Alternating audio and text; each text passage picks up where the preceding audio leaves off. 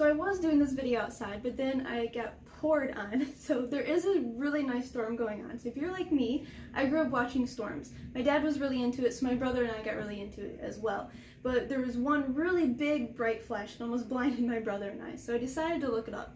And yes, lightning can actually blind you or do nerve damage to your eyes. So please, if you're like me and you like watching storms, it's best to look downward towards the ground and you can see the bright lights in your peripheral vision rather than staring straightly into the sky.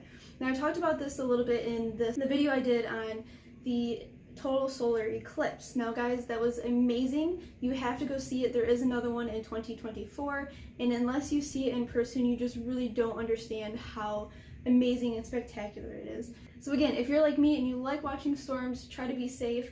And if you're like my sister where you're scared of storms, well then I guess you don't have any issues watching the storm anyway. So guys, be safe out there and I'll see you next time.